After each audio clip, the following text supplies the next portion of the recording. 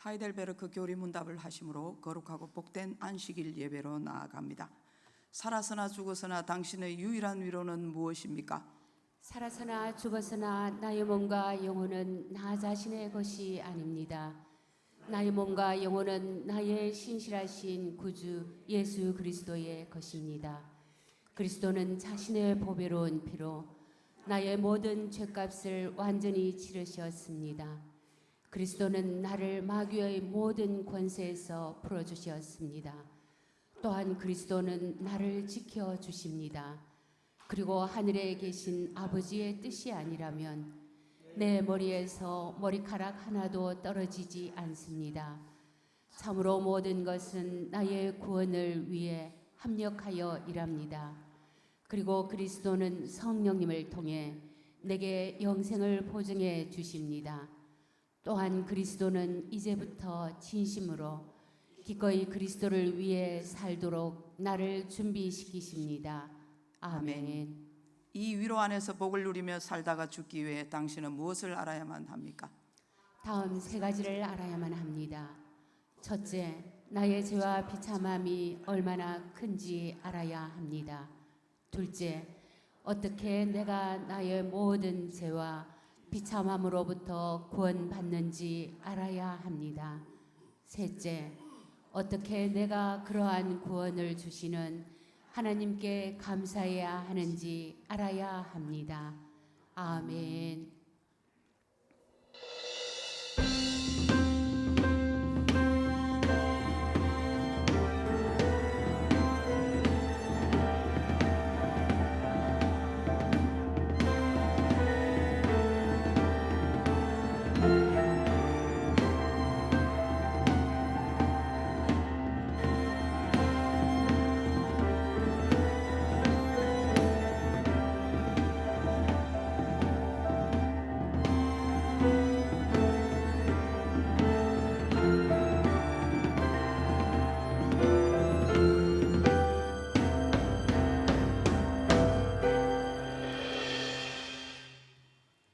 우리가 마음의 부림을 받아 악한 양심으로부터 벗어나고 몸은 맑은 물로 씻음을 받았으니 참 마음과 온전한 믿음으로 하나님께 나아가자. 하나님은 영이시니 예배하는 자가 영과 진리로 예배할지니라. 아멘. 사랑과 은혜가 풍성하신 하나님, 지난 한 주간도 변함없는 사랑으로 때를 따라 도우시며 인도해 주신 크신 은혜에 감사를 드립니다. 거룩한 주일을 맞이하여 사모하는 마음으로 예배하러 나온 저희들에게 성령 충만으로 채우시며 오직 예수님만 바라보며 믿음의 제사를 드리게 하옵소서. 매일 매 순간마다 영적으로 깨어 있으며 온유하고 겸손한 마음으로 주님을 닮아가며 구별된 삶을 살도록 붙들어 주옵소서. 진리와 영으로 드리는 이 예배가 하나님을 기쁘시게 하는 향기가 되어 하늘 보좌에 상달되기를 원하오며 예수님의 이름으로 기원하옵나이다. 아멘. 찬송가 190장입니다.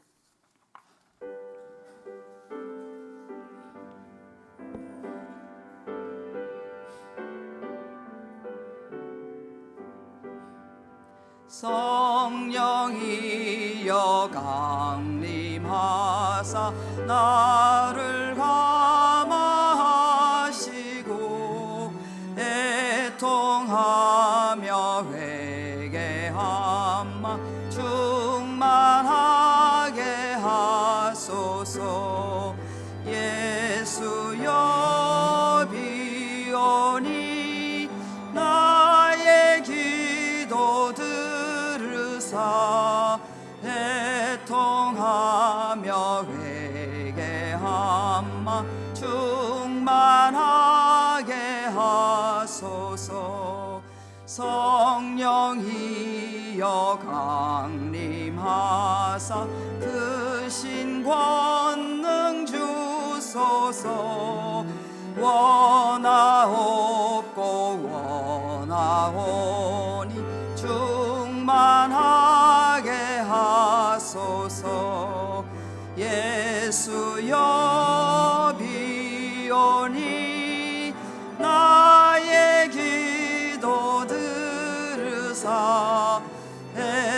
애통하며 회개한 맘 충만하게 하소서.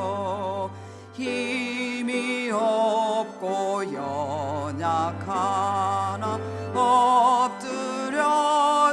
비오니 성령 강림하옵소서. 충만하게 하소서. 예수여 비오니 나의 기도 들으사 애통하며 회개한 맘 충만하게 하소서. 정케하고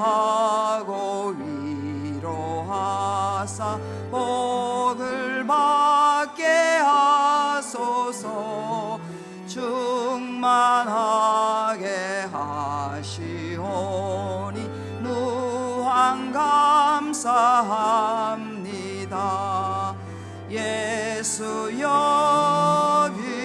비오니 나의 기도 들으사 애통하며 회개한 맘 충만하게 하소서.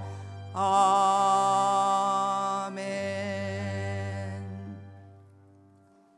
성시교독은 11번입니다. 여호와여 의의 호소를 들으소서. 나의 울부짖음에 주의하소서.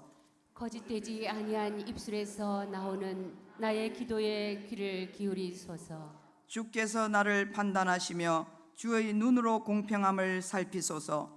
주께서 내 마음을 시험하시고 밤에 내게 오시어서 나를 감찰하셨으나 흠을 찾지 못하셨사오니 내가 결심하고 입으로 범죄하지 아니하리이다.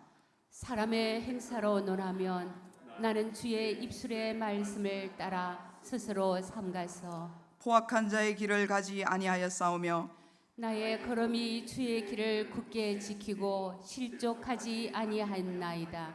하나님이여 내게 응답하시겠으므로 내가 불렀사오니 내게 귀를 기울여 내 말을 들으소서. 주께 피하는 자들을 그 일어나 치는 자들에게서 오른손으로 구원하시는 주여 주의 기이한 사랑을 나타내소서. 아멘. 우리의 신앙을 고백하겠습니다. 나는 전능하신 아버지 하나님 천지의 창조주를 믿습니다. 나는 그의 유일하신 아들 우리 주 예수 그리스도를 믿습니다. 그는 성령으로 잉태되어 동정녀 마리아에게서 나시고 본디오 빌라도에게 고난을 받아 십자가에 못 박혀 죽으시고 장사된 지 사흘 만에 죽은 자 가운데서 다시 살아나셨으며 하늘에 오르시어 전능하신 아버지 하나님 우편에 앉아 계시다가 거기로부터 살아있는 자와 죽은 자를 심판하러 오십니다. 나는 성령을 믿으며 거룩한 공교회와 성도의 교제와 죄를 용서받는 것과 몸의 부활과 영생을 믿습니다. 아멘. 찬송가 183장을 부르겠습니다.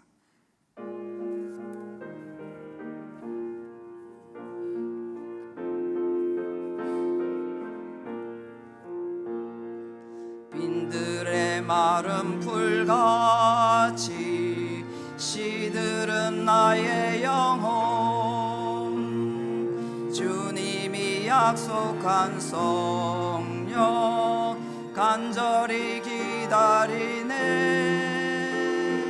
가물음의 마른 땅에 단비를 내리시듯 성령의 단비를 부어 새 생명 주옵소서. 반가운 빗소리 들려 산천이 춤을 추네. 봄비로 내리는 성령 내게도 주옵소서. 가물음의 마른 땅에 담비 성령의 담비를 부어 새 생명 주옵소서.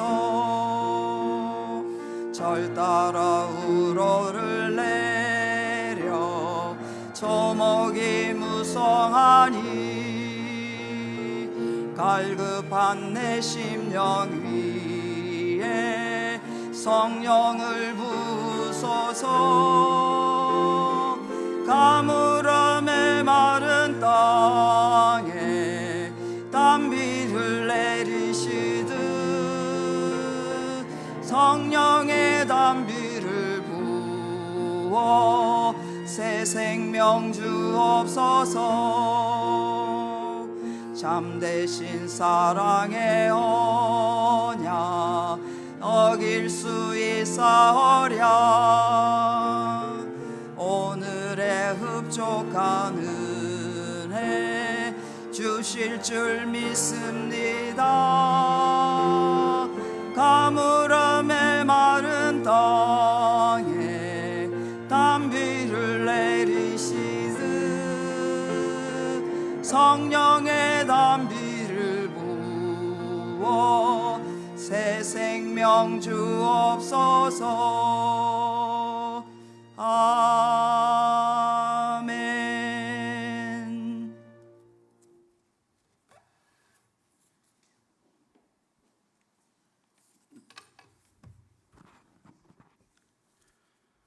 존귀와 영광을 받으시기에 합당하신 하나님, 주의 이름이 하늘 위에 높이 들리시며 주의 영광은 온 세계 위에 높아 만민의 찬송과 경배를 받으옵소서. 줄이고 갈급한 영혼에게 생명수를 마시게 하시고 상하고 괴로운 심령들의 위로와 새 힘을 공급하시며 회복시키시는 하나님의 은혜에 깊은 감사를 드립니다. 주님을 생각할 때마다 연약함과 부족함에 엎드려지고 죄와 허물로 인하여 주님의 자비와 긍휼하심만을 기대하게 됩니다. 하나님, 소유하고 인정받고 높아져서 나의 뜻이 세워지길 바라던 욕심을 내려놓으며 나와 주님만이 아시는 은밀한 죄와 허물까지 회개하오니 용서하옵시고 십자가에 설리신 보혈로 정결케 하사 주님의 크신 은혜 앞에 예배로 나아가게 하옵소서.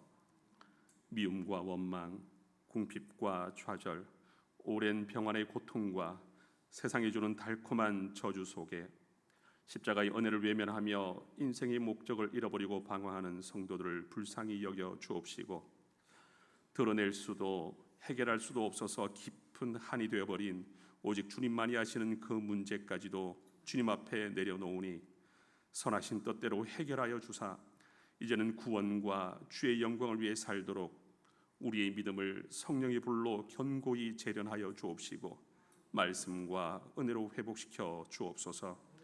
그리하여 이 땅에 사는 날 동안 그리스도로 말미암아 믿음으로 자유를 얻게 하옵시며 성령님의 임재와 통치 아래 성령의 열매를 맺게 하옵소서. 피로 세우신 교회를 기억하사 주님 다시 오실 그날까지 신실하고 거룩한 성전으로 세워지게 하옵소서. 교만을 죄 없다 하지 아니하시는 하나님, 맡은 자들이 영적인 외식과 교만의 자리에서 내려와 낮고 겸손히 굽히게 하옵시고 주의 말씀을 따라 믿음이 어리고 연약한 지체들을 사랑하며 기쁨으로 섬기는 본이 되게 하옵소서. 복음을 전하며 진리를 가르쳐 치유하고 살리는 교회의 본질을 회복시켜 주옵시고 오직 주님의 영광만을 드러내는 교회 되게 하옵소서.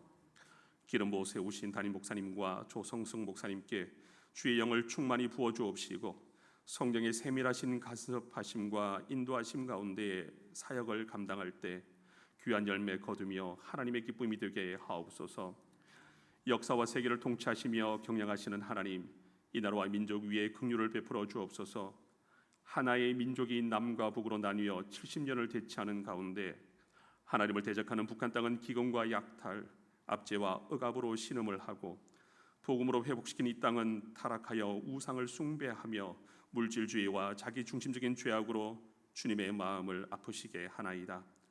이 땅의 교회가 다시금 새벽을 깨우며 그리스도의 계절을 맞이할 수 있도록 새 힘을 더하옵시며 장생포교회가 그 중심에 서게 하옵소서. 담임 있으신 목사님께 주의 영을 충만히 부으사 하나님의 뜻을 선포하게 하옵시며 저희로 선포되는 말씀을 아멘으로 받아 마음에 새기고 지켜 행하는 복된 성도 되게 하옵소서. 더불어 심령이 눌리고 묶인 자에게는 자유함을, 가난하고 핍절한 자에게는 풍성함을 더하시며 절망 가운데 있는 자에게는 소망을, 상하고 병든 자에게는 치유와 회복의 은혜를 더하옵소서. 무엇보다 주님을 간절히 찾는 자를 만나 주셔서 하나님을 온전히 주인으로 모시며 동행하는 참된 복을 허락하옵소서. 예배를 방해하는 모든 악의 충동을 막아 주옵시고 드려지는 예배를 통하여 삼위일체 하나님 홀로 영광 받으옵소서. 예수님의 이름으로 기도드립니다. 아멘.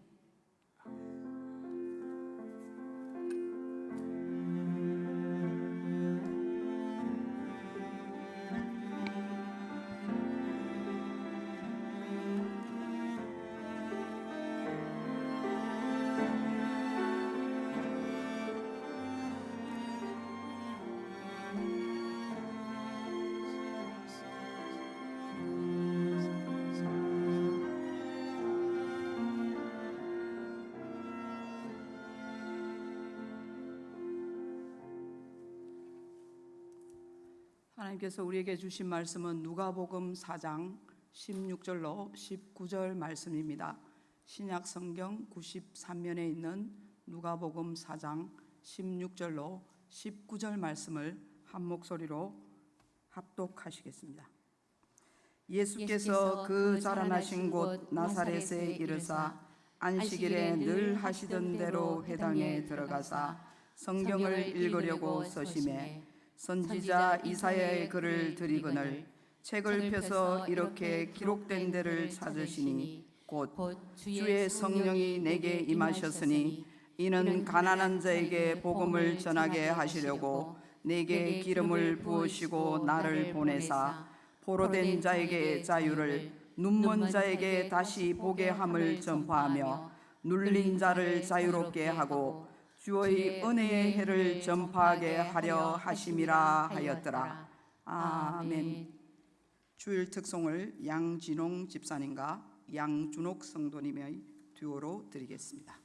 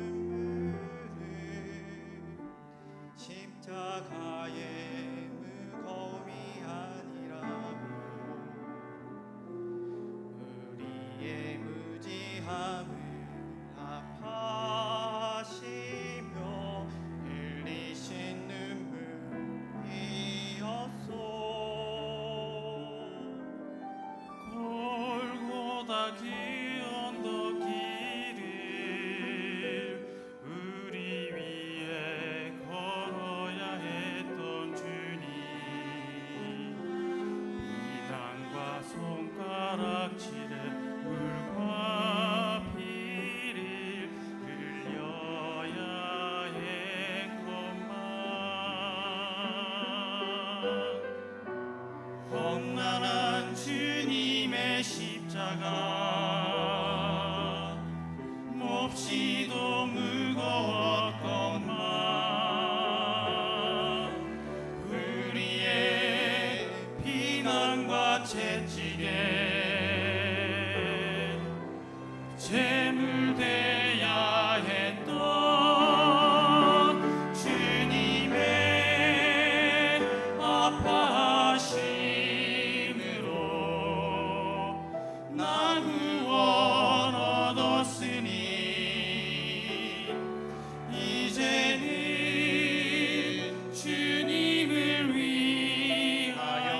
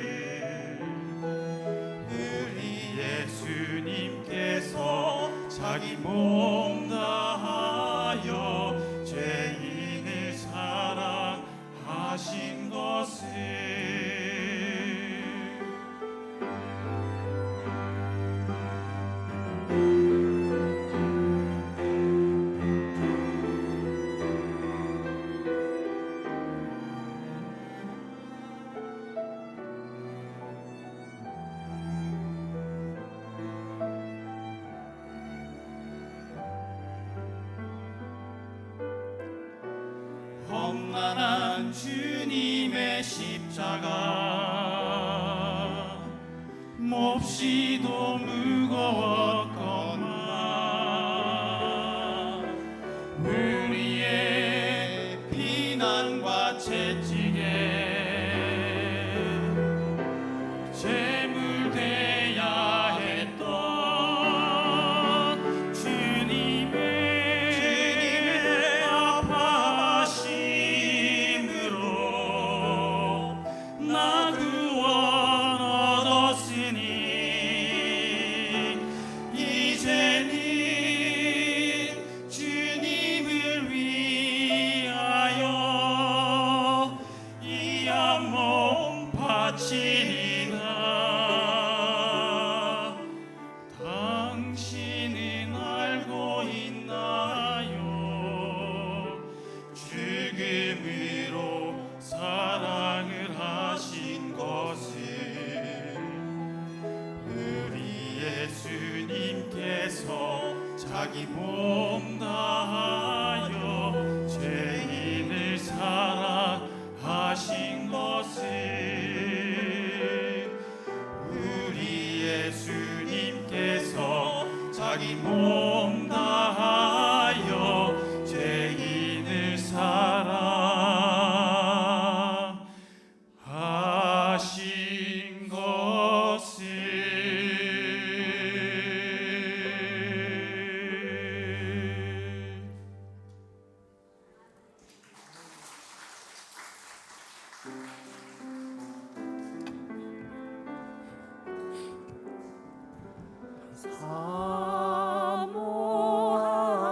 사모합니다. 몸과 마음을 다해 우리 하나님.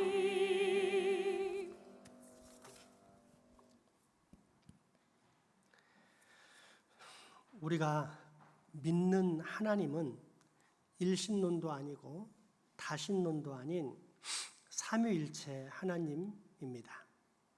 성부, 성자, 성령 삼위로 계신 하나님께서 분리되거나 분열되지 않고 한 마음과 한 뜻으로 연합되어 서로 영원한 교제 가운데 거하시는 일체의 하나님이십니다. 따라서 삼위일체 하나님은 언제나 똑같은 초점과 목적을 가지고 계십니다.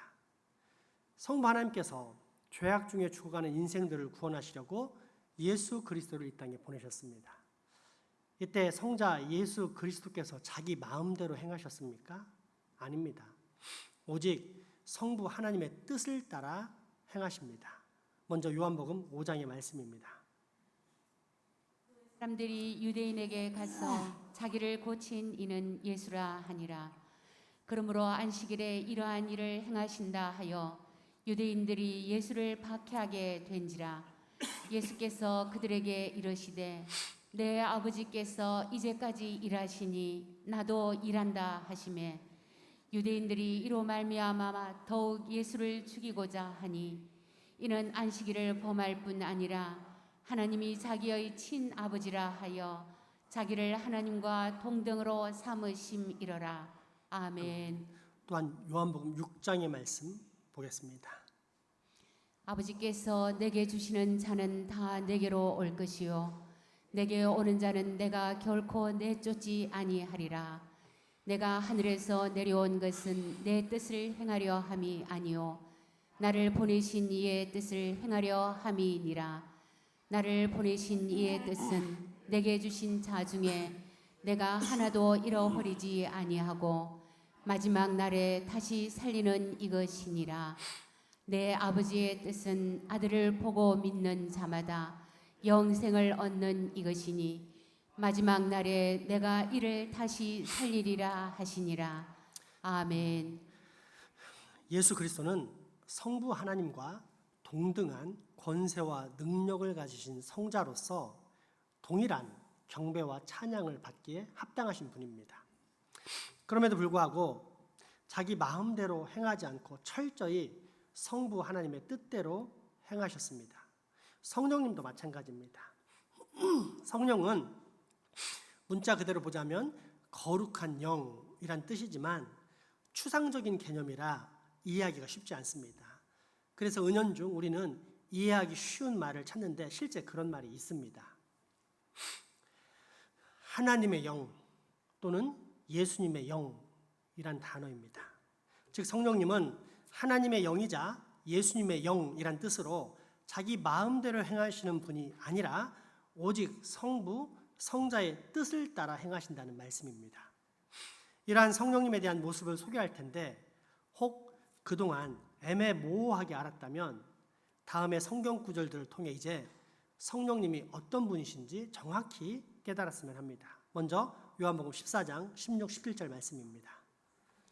내가 아버지께 구하겠으니 그가 또 다른 보혜사를 너희에게 주사 영원토록 너희와 함께 있게 하리니 그는 진리의 영이라 세상은 능히 그를 받지 못하나니 이는 그를 보지도 못하고 알지도 못함이라. 그러나 너희는 그를 아나니 그는 너희와 함께 거하시며 또 너희 속에 계시겠음이라. 아멘. 또한 25절 7절 말씀입니다. 내가 아직 너희와 함께 있어서 이 말을 너희에게 하였거니와 보혜사 곧 아버지께서 내 이름으로 보내실 성령 그가 너희에게 모든 것을 가르치고 내가 너희에게 말한 모든 것을 생각나게 하리라. 너희도 처음부터 나와 함께 있었으므로 정언하느니라. 아멘. 또한 요한복음 16장 7절에서 15절까지 말씀입니다. 그러나 내가 너희에게 실상을 말하노니 내가 떠나가는 것이 너희에게 유익이라. 내가 떠나가지 아니하면 보혜사가 너희에게로 오시지 아니할 것이요 가면 내가 그를 너희에게로 보내리니 그가 와서 죄에 대하여 의에 대하여 심판에 대하여 세상을 책망하시리라. 죄에 대하여라 함은 그들이 나를 믿지 아니하며 의에 대하여라 함은 내가 아버지께로 가니 너희가 다시 나를 보지 못하며 심판에 대하여라 함은 이 세상 임금이 심판을 받았음이라. 내가 아직도 너희에게 이를 것이 많으나 지금은 너희가 감당하지 못하리라. 그러나 진리의 성령이 오시면 내가 너희를 모든 진리 가운데로 인도하시리니 그가 스스로 말하지 않고 오직 들은 것을 말하며 장래일을 너희에게 알리시리라. 내가 내 영광을 나타내리니 내 것을 가지고 너희에게 알리시겠음이라. 무릇 아버지께 있는 것은 다 내 것이라. 그러므로 내가 말하기를 그가 내 것을 가지고 너희에게 알리시리라 하였노라. 아멘. 아멘. 성령님은 아버지의 영이자 아들의 영, 곧 성부와 성자의 영이라는 뜻으로 결국 성부, 성장, 성자, 성령의 삼위일체 하나님께서는 동일한 초점과 목적을 가지고 당신의 계획을 성취해 나가신다는 말씀입니다. 이러한 삼위일체 하나님의 모습이 잘 나타난 또 다른 성구가 오늘 본문의 말씀입니다. 공생애를 시작하시기 위해 요단강에서 세례 요한에게 세례를 받으신 예수님은 성령님께 이끌려 광야에서 40일을 금식하시면서 사탄에게 시험을 받으십니다. 그리고 얼마 후 나사렛의 회당, 즉 고향 교회의 설교단에 서시게 되는데 이때 처음 편책이 구약 이사야 61장 1에서 3절까지 말씀입니다. 앞으로 당신이 펼치실 구원 사역, 즉 성부 하나님께서 오래전부터 계획하신 구원 사역에 관한 말씀을 펼치시는데 오늘 본문 말씀이 바로 그것입니다. 함께 읽겠습니다.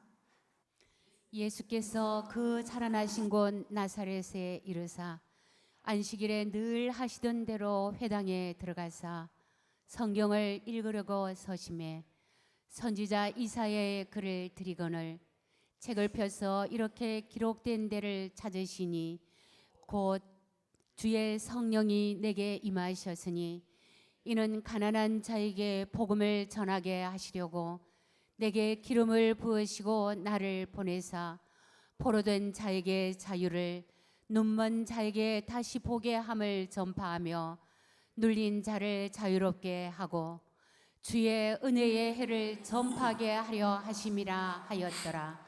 아멘. 가난하면 할 수 없는 것이 많습니다.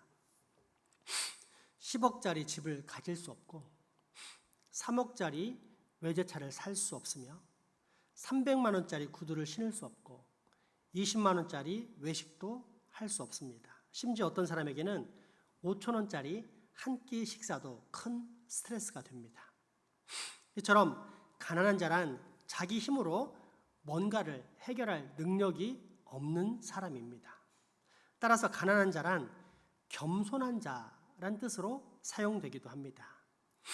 자기 자신이 부자다, 많이 가졌다, 능력이 있다, 잘났다고 하는 사람은 교만해서 다른 사람의 도움을 필요로 하지 않고 심지어 하나님의 도움도 필요치 않다라고 여기지만, 가난한 사람은 겸손하기에 하나님의 선물인 구원의 복음을 갈망한다는 뜻입니다. 또한 포로된 자, 눈먼 자, 눌린 자란 자유의지가 없는 사람들, 죄악의 종, 사탄의 지배를 받는 사람들을 말합니다. 이에 대해 많은 사람들이 반감을 갖습니다. 저는 멀쩡한데요. 감옥에 갇힌 적도 없고 눈이 멀어 못 본 적도 없고 누군가에게 눌린 적도 없이 평범하게 잘 살아왔고 지금도 자유롭게 잘 사는데요. 그런데 이것은 새로운 질문이 아닌 옛날부터 있었던 질문입니다. 예수님께서 진리가 너희를 자유케 하리라 라고 말씀하시자 유대인들이 즉각 반문합니다. 우리는 아브라함의 자손이어서 하나님의 택한 백성이어서 남의 종이 된 적이 없었는데 왜 너는 멀쩡한 우리에게 자유가 필요하다, 자유를 얻게 될 것이라고 말하느냐? 이때 예수님이 답변하십니다. 진실로 너희에게 이르노니 죄를 범하는 자마다 죄의 종이다. 쉽게 말해 누가 시킨 것이 아닌 순전히 내 자유로 내 마음껏 부를 추구하고 쾌락을 추구하고 욕심과 인기와 인정을 쫓으면 사고 싶은 것을 다 하며 살아온 것들이 사실은 자유가 아니라 죄의 지배였다. 죄악이 충동하고 이끄는 대로 끌려다니던 삶이었다. 그러므로 사실상 너희들은 자유인이 아닌 죄의 종이다. 이렇게 말씀하신 것입니다. 이러한 죄의 종들에게는 어떤 특징이 있을까요? 하나님과의 관계가 엉망이거나 아니면 아예 관심 자체가 없습니다. 하나님이 없어도 별 문제가 없이 잘 삽니다. 아니, 오히려 하나님이 없기를 바랍니다. 있으면 교회 나와야죠. 11조 해야죠. 피곤하거든요. 차라리 하나님이 없었으면 합니다. 그래야 더 자유롭기 때문입니다. 그렇다면 그 마음껏이란 말, 즉 자유롭게 내 마음대로 잘 살아왔고 또 지금도 아무런 문제 없이 잘 살고 있다라는 말은 성령님의 감동이라는 뜻입니까? 아니면 죄악의 충동이라는 뜻입니까? 따라서 그는 자유인이 아닌 죄의 지배에 놓인 사람, 즉 죄의 종인 것입니다. 예수님은 바로 그런 인생, 스스로는 도저히 자기 자신을 구원할 수 없는 저주와 진노의 인생을 구원하시기 위해 이 땅에 오셨습니다. 그래서 이렇게 선포하신 것입니다. 요한복음 8장의 말씀을 함께 읽어보겠습니다. 그러므로 예수께서 자기를 믿은 유대인들에게 이르시되 너희가 내 말에 거하면 참으로 내 제자가 되고 진리를 알지니 진리가 너희를 자유롭게 하리라. 진리를 알지니 그들이 대답하되 우리가 아브라함의 자손이라 남의 종이 된 적이 없거늘 어찌하여 우리가 자유롭게 되리라 하느냐. 예수께서 대답하되 진실로 진실로 너희에게 이르노니 죄를 범하는 자마다 죄의 종이라. 종은 영원히 집에 거하지 못하되 아들은 영원히 거하나니 그러므로 아들이 너희를 자유롭게 하면 너희가 참으로 자유로우리라. 아멘. 그러므로 예수님의 사역은 통치의 사역입니다. 이전까지 죄악의 지배, 사탄의 통치를 받던 사람에게 십자가 대속의 사건을 통해 하나님의 통치, 성령님의 통치를 받게 만드시는 사역입니다. 진리 안에서 참 자유를 누리게 만드시는 사역 때문에 예수님의 구원 사역은 곧 하나님 나라의 백성 만드는 사역이라고 할 수 있습니다. 그러니까 우리가 예수 믿고 구원받는다는 것은 1차적으로 예수 믿지 않는 사람들과 달리 우리는 언제 죽어도 저 하늘에 돌아갈 고향이 있다 라는 뜻이요. 2차적이고 더 근원적인 의미는 지금 내가 이 땅에서 하나님 나라 백성이 되어 하나님의 통치를 받고 산다. 아니 반드시 그렇게 살아야만 한다 라는 뜻입니다. 예수 믿고 구원받는다, 예수 믿으면 천국 간다, 단순히 그런 의미가 아니라 하나님의 통치를 받고 살고 있는가 라는 것입니다. 이것이 성자 예수님과 동행하셨던 보혜사 성령님께서 지금 우리 안에 이루시는 동행의 사역입니다.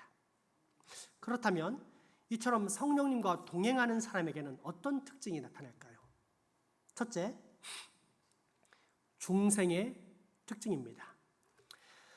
중생이란 거듭남, 다시 태어남이란 뜻입니다. 즉 이전에는 죄악의 지배를 받아 마음껏 잘 사는 것 같았지만 사실상 죽어 있었던 존재가 이제는 성령님의 역사하심으로 예수 안에서 새롭게 태어났다는 것입니다. 이를 한마디로 쉽게 말하자면 하나님과 관계 없던 사람이 이제는 하나님과 관계 있는 사람이 되었다는 뜻입니다. 이것이 중생입니다. 여러분은 지금 하나님과의 관계가 맺어졌습니까? 하나님께 관심이 있습니까? 날마다 하나님을 사모합니까? 하나님이 없으면 모든 것이 의미 없게 느껴지십니까? 그렇다면 여러분은 지금 성령님과 동행하고 있는 것입니다. 둘째, 성경 읽기입니다. 성경 읽기란 성경 통독과 더불어 말씀 묵상을 말합니다. 즉 성령님과 동행하는 사람은 비록 열심이라는 정도의 차이와 자이냐 타이냐라는 의지의 차이가 있기는 하지만 그래도 날마다 성경을 읽고 또 묵상하는 사람이란 뜻입니다. 그 이유는 간단합니다. 특별계시, 하나님께서 당신을 특별하게 드러내어서 알려주시는 사건, 다시 말해 하나님께서 어떻게 이 땅의 역사에 개입하셔 우리 인생을 구원하셨는지를 알려주시는 책이 성경책입니다. 때문에 성경책은 그냥 또는 우연히 만들어진 것이 아니라 성령님이 관여하십니다. 성경의 모든 말씀들은 성령님이 조명하시고 감동하심으로 기록된 말씀들이란 뜻입니다. 이 사실을 디모데후서 3장의 말씀은 이렇게 전하고 있습니다. 또 어려서부터 성경을 알았나니 성경은 능히 너로 하여금 그리스도 예수 안에 있는 믿음으로 말미암아 구원에 이르는 지혜가 있게 하느니라. 모든 성경은 하나님의 감동으로 된 것으로 교훈과 책망과 바르게 함과 의로 교육하기에 유익하니 이는 하나님의 사람으로 온전하게 하며 모든 선한 일을 행할 능력을 갖추게 하려 함이라. 아멘. 또한 베드로후서 1장의 말씀입니다. 먼저 알 것은 성경의 모든 예언은 사사로이 풀 것이 아니니 예언은 언제든지 사람의 뜻으로 낸 것이 아니요 오직 성령의 감동하심을 받은 사람들이 하나님께 받아 말한 것임이라. 아멘. 자, 그렇다면 성부 하나님의 구원 계획, 이 계획을 성취하신 성자 예수 그리스도의 십자가와 부활, 승천의 사건에 대한 기록이 있는 이 성경책에 대해 성령님께서 과연 아무런 조치를 취하지 않으실까요? 아니면 모든 성도들로 하여금 이 성경 통독과 말씀 묵상, 즉 성경 읽기에 관심을 갖도록 만드실까요? 그러므로 만약 여러분이 지금 성경과 가까이 하고 계시다면 기뻐하십시오. 여러분은 지금 성령님과 동행하고 있는 것입니다. 성령님과 동행하는 사람의 특징 세 번째, 그것은 성령님의 역사를 실제로 체험한다는 것입니다. 우리 교회는 지금 매주 수요일마다 예배 후에 남성들을 중심으로 한 장생포교회 영적 기둥 모임 기도회를 시행하고 있습니다. 처음에는 다소 어색한 시간도 있었지만 이제는 꽤 안정적으로 진행되고 있을 뿐 아니라 점점 깊은 영적 교제의 장이 되어가고 있습니다. 그중 가장 큰 사건이라 할 수 있는 것은 사람 사랑, 영혼 구원에 대한 각성과 열정입니다. 말씀과 기도가 부족할 때는 사람 사랑은 말할 것도 없고 보이지 않는 영혼 구원에 대해서 필요성이나 절박감이 없었습니다. 그런데 기도회를 하면 할수록 우리 안에 그런 마음들이 풍성해지는가 싶더니 가족을 포함한 주변 사람들에 대해 점점 더 사랑하는 마음을 품게 되었습니다. 어떤 기둥들은 죽어가는 영혼들에 대한 긍휼함과 절박함으로 가슴을 치는 오열 속에 기도하기도 합니다. 그런데요, 이런 현상이 자연스러운 것일까요? 저절로 가슴이 뜨거워지는 것일까요? 그냥 모이다 보면 사람을 사랑하고 영혼 구원에 대한 열정이 생기는 것일까요? 아니, 그렇게 잘 모이던 사람들이 왜 그러면 사람 사랑 대신에 사람 비방을 했었을까요? 모이면 사람을 사랑하고 저절로 영혼 구원에 관심이 가게 되는 걸까요? 절대 그렇지 않습니다.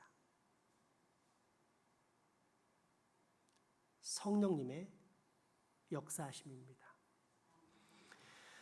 두세 사람이 예수님의 이름으로 모인 곳에 예수님께서 성령님을 통해 우리 안에 임재하시기 때문에 예수님께서 긍휼히 여기신 그 영혼들을 우리도 긍휼히 여기게 되어 그처럼 뜨거운 가슴을 붙잡고 오열하며 기도할 수 있는 것입니다.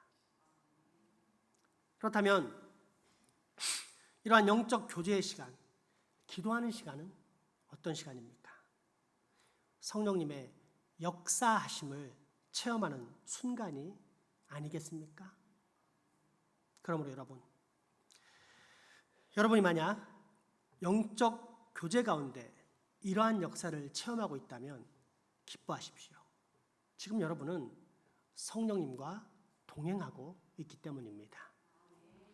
성령님과 동행하는 사람에게서 나타나는 마지막 네 번째 특징, 그것은 구원의 확신입니다. 현대교회 교인들 중 상당수가 여전히 구원의 확신이 없습니다. 죽어봐야 알죠. 겸손한 것 같지만 구원의 확신이 없는 것입니다.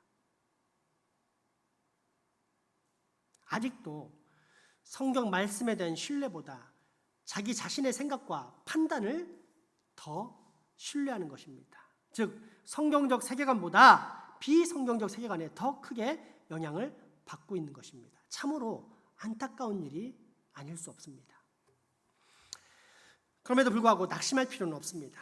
예수님의 직계 제자인 12사도들도 처음에는 매우 희미했고 온갖 의심들로 가득 차 있었기 때문입니다. 그러나 성령님이 찾아와 역사하시자 큰 용기를 갖고 담대할 수 있게 됩니다. 오순절에 베드로가 목숨을 걸고 담대히 전한 설교와 예수님의 부활 소식을 듣고 엠마오로 가던 두 제자의 대화를 비교해 보면 금방 알 수 있습니다. 엠마오 제자들, 아니 12사도들을 포함한 거의 모든 제자들은 누가복음 24장 21절에 나오는 말씀처럼 이런 생각을 했습니다. 우리는 예수가 우리를 구원할 자라 생각하고 기대했었다. 지금도 기대하고 있다? 아니, 기대했었다. 그런데 잡혀서 죽어버리대? 이겁니다. 구원의 확신이 있었다는 뜻입니까? 아닙니까? 없거나 있어도 매우 희미했고 또 흔들렸습니다. 그런데 성령님이 임하시자 베드로는 구원의 확신을 가지고 11사도와 함께 아직도 죽음의 서슬이 시퍼런 제사장과 바리새인들 앞에서 외치기 시작합니다. 예수님이 하나님이시다. 십자가에 못 박히신 예수님이 우리의 구원자이시다. 그러므로 너희 패역한 백성들아, 회개하고 예수를 구주로 믿어라. 어떻게 이런 변화가 일어났습니까?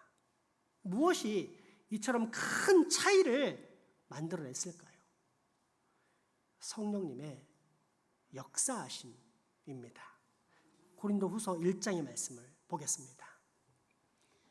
우리를 너희와 함께 그리스도 안에서 굳건하게 하시고 우리에게 기름을 부으신 이는 하나님이시니 그가 또한 우리에게 인치시고 보증으로 우리 마음에 성령을 주셨느니라. 내가 내 목숨을 걸고 하나님을 불러 증언하게 하노니 내가 다시 고린도에 가지 아니한 것은 너희를 아끼려 함이라. 아멘. 인쳤다 또는 보증했다라는 말은 한마디로 도장 찍었다 또는 끝났다는 말입니다. 우리 마음과 삶에 예수님을 구주로 모시면, 그래서 하나님 나라 백성으로서 하나님의 통치를 받고 사는 삶이 있다면 그것이 바로 성령님이 나와 함께 하시는 증거, 즉 하나님께서 성령님을 통해 너는 내 것이다, 너는 내 것이다 라고 인치신 증거, 도장 찍고 끝났다고 선포하신 직접적인 증거라는 뜻입니다. 그러므로 여러분, 예수님을 구주로 믿습니까? 하나님 나라 백성으로서 언제나 하나님의 통치를 받고 사는 것이 가장 큰 기쁨이요 소망입니까? 그렇다면 구원의 확신을 가지십시오. 왜냐하면 죄의 종 사탄의 백성은 절대 예수님을 구주로 믿지 못하기 때문입니다. 그런데 여러분은 예수님을 구주로 믿습니다. 하나님의 통치를 받기를 즐거워합니다. 말씀을 보며 기도하며 찬양하며 예배하는 것이 내게 가장 큰 기쁨입니다. 그러므로 충분히 구원의 확신을 가질 수 있는 것입니다. 그런데 이런 참된 구원의 확신이 저절로 생깁니까? 또는 마인드 컨트롤처럼 난 예수 믿었어, 구원받을 거야 라고 자기 신념을 강화하면 생깁니까? 절대 그렇지 않습니다. 그럴 수도 없습니다. 왜냐? 구원의 확신은, 내 안에 흔들리지 않는 깊은 확신은 오직 성령님만이 주실 수 있기 때문입니다. 그러므로 여러분, 지금 여러분에게 구원의 확신이 있습니까? 그러면 기뻐하십시오. 여러분은 지금 성령님과 동행하는 거룩한 성도이기 때문입니다. 지난 목요일 아침이었습니다. 새벽기도 다녀와서 이른 아침 식사를 마친 후였는데 같이 새벽기도 갔다 온 후 소파에서 잠이 들었던 딸이 등교를 위해 일어나는가 싶더니 이렇게 말합니다. 아빠, 태워줘. 보통 제게 목요일 아침은 월요일 다음으로 힘든 날입니다. 그래서 지친 몸을 달래려고 식사 후에 바로 침대로 향합니다. 딸도 그래서 월요일과 목요일 아침에는 보통은 태워달라고 말하지 않습니다.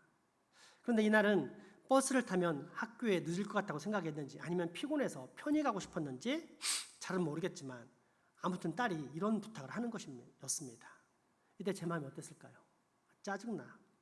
도대체 생각이 있는 거야 없는 거야? 한두 살 어린애도 아니고 중학생이 되었으면 알아서 해야지. 왜 저래? 이랬겠습니까? 아닙니다. 너무 기뻤습니다. 갑자기 새 힘이 불끈 일어났습니다. 행복했습니다. 왜냐하면 부모의 기쁨은 자식을 돕는 것, 자식의 소원을 들어주는 것이기 때문입니다. 성령님도 마찬가지입니다. 성령님은 하나님이시자 동시에 우리의 아버지 또는 어머니 같은 분입니다.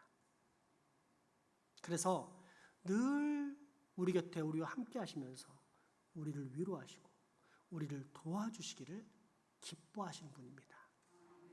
그것이 가장 큰 행복이신 분입니다. 그렇다면 여러분, 우리 요청해야 하지 않을까요? 늘 언제나 늘 우리와 함께 하시는 성령님, 늘 위로하시고 도우시는 성령님께 우리의 모든 필요와 간구를 아뢰야 하지 않을까요? 그래서 성령님을 기쁘시게 하는 삶, 곧 하나님을 기쁘시게 하고 하나님께 영광 올려드리는 삶을 살아야 하지 않을까요? 하이델베르크 제53문답입니다. 당신은 성령님에 대해 무엇을 믿습니까? 첫째, 성부 하나님과 성자 하나님과 함께 성령님은 영원한 하나님이십니다. 둘째, 성령님은 나에게도 주어졌습니다. 그래서 성령님은 내가 참된 믿음으로 그리스도와 그리스도의 모든 은혜와 복에 참여하게 하십니다. 그리고 성령님은 나를 위로하시며 또한 영원히 나와 함께 하십니다. 아멘. 기도합시다. 나와 늘 동행하시며 나를 위로하시는 성령님, 내게 간청하고 부르짖을 수 있는 힘을 주십시오. 다 주시고 더 주시기를 원하시는 성령님의 마음을 흡족해 할 수 있도록 나로 간절히 외치게 하여 주옵소서. 성령님의 역사를 체험하는 삶, 날마다 하나님의 통치 가운데 사는 최고의 복을 꼭 누리게 하여 주옵소서. 예수님 이름으로 기도합니다. 아멘. 헌금하시겠습니다.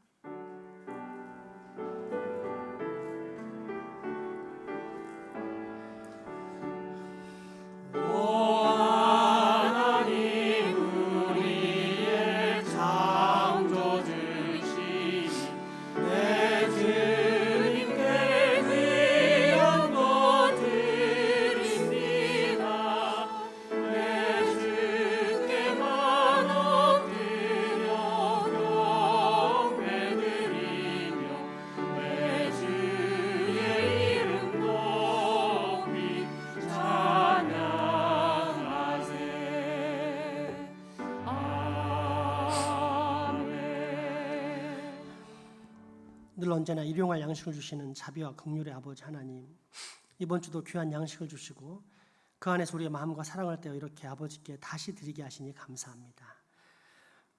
원컨대 이 물질이 사용되는 곳마다 하나님 나라와 의가 세워지고 우리 주 예수 그리스도의 향기가 사방으로 확산되는 복이 있게 하여 주옵소서.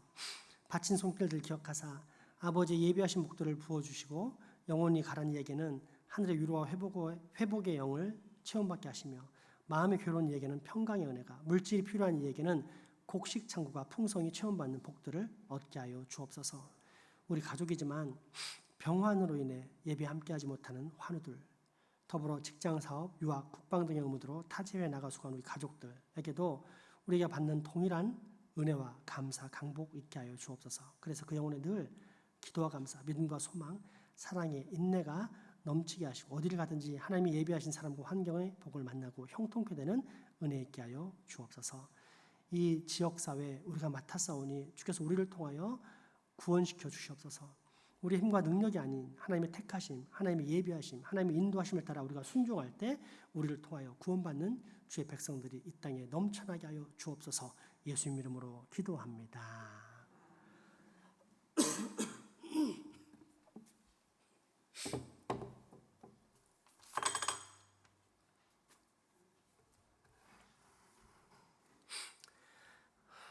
교회 소식이 아주 특별한 게 없어서 제가 잠깐 첨가적으로 이렇게 안내드리고 싶은 말씀이 있습니다.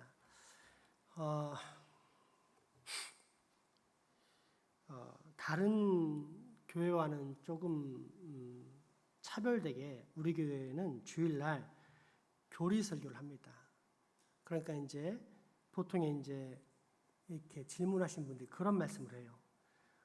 왜 주일 낮에 일반 평범한 설교를 하지 않고 교리 설교를 하는가 하면서 질문하시는데 그 개념에 뭐가 있냐면 교리라는 것은 일반적인 성경 공부가 아니라 좀 특별한 성경 공부다. 어렵고 지루한 공부다. 그냥 그러한 지식, 기독교에 대한 지식을 습득하는 것이다 라고 인식을 하고 있기 때문에 그런 질문을 하는 것입니다.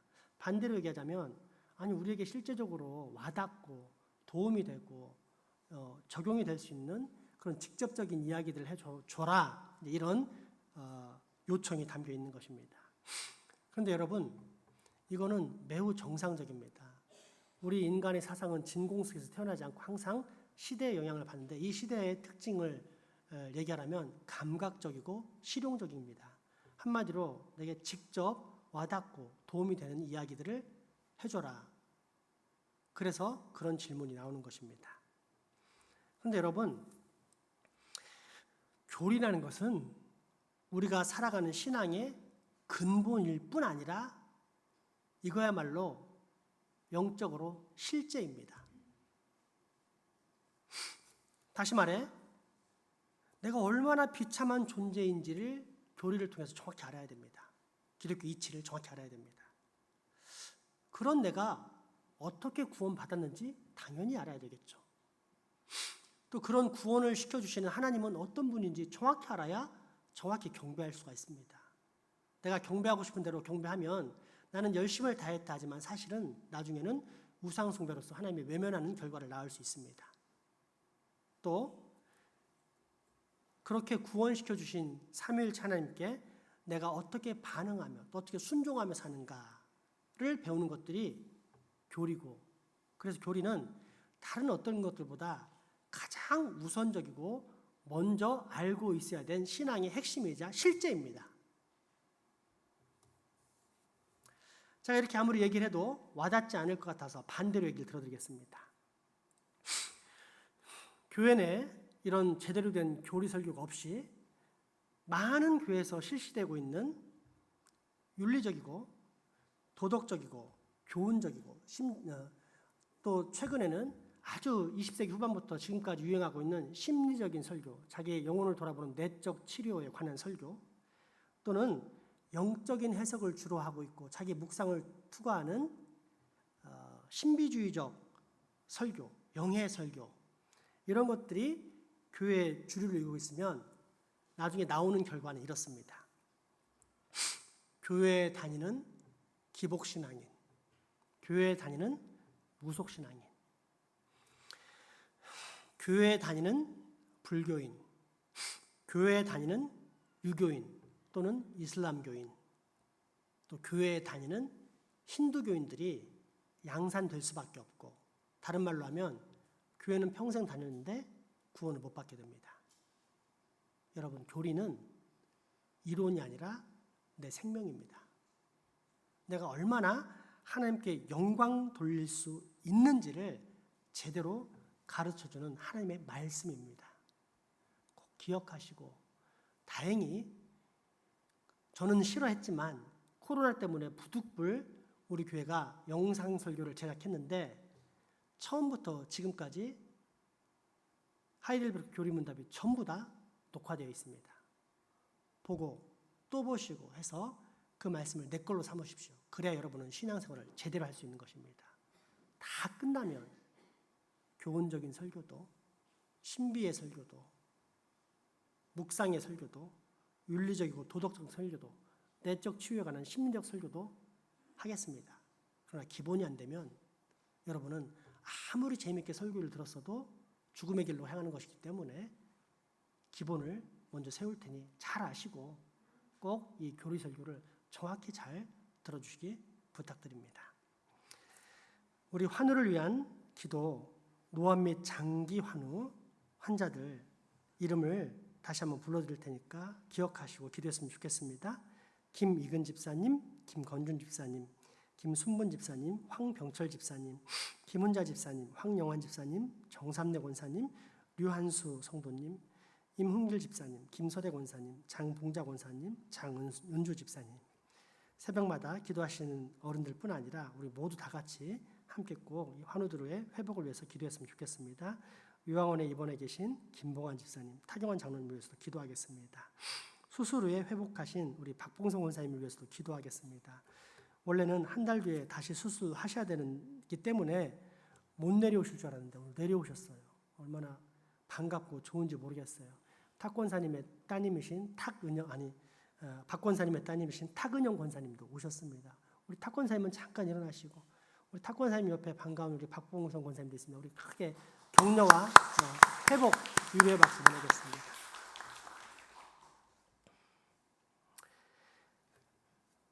JFC 기둥 모임 매주 수요기도에 있습니다. 4층에서 꼭 모여주시기 바랍니다. 이번 주 화요일 날 양희정 목사님 연주회 있는데 시간 되신 분들 참석하시고 혹 못 가시는 분들은 기도로 사랑하는 딸이 연주를 잘할 수 있게 해달라고 중보해 줬으면 좋겠습니다. 마지막 찬양 드리겠습니다.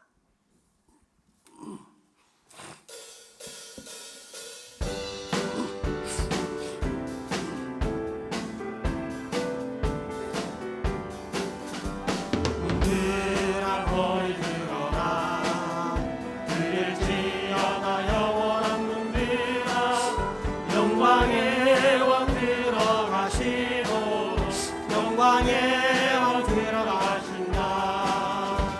문들아 너희 들어라. 그를 지어다 영원한 문들아. 영광의 왕 들어가시도록 영광의 왕 들어가신다. 영광의 왕 되시며 강하고 능하신 주라. 전쟁에 능하신 주시라. 나 찾아 위대하신 왕. 왕께 만세. 왕께 만세. 당신은 영광의 왕이라. 나 찾아 위대하신 왕께 만세. 왕께 만세. 왕께 만세. 당신은 영광의 왕이라. 나 찾아 위대하신 왕.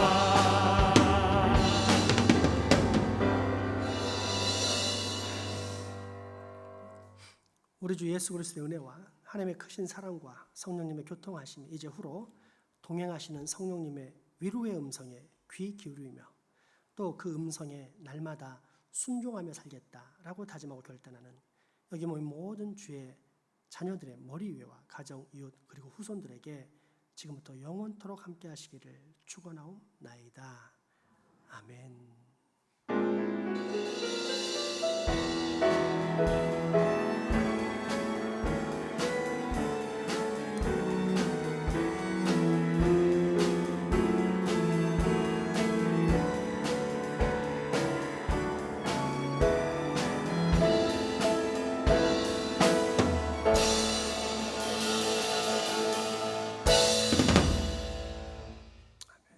사랑과 축복의 교제 나누시겠습니다.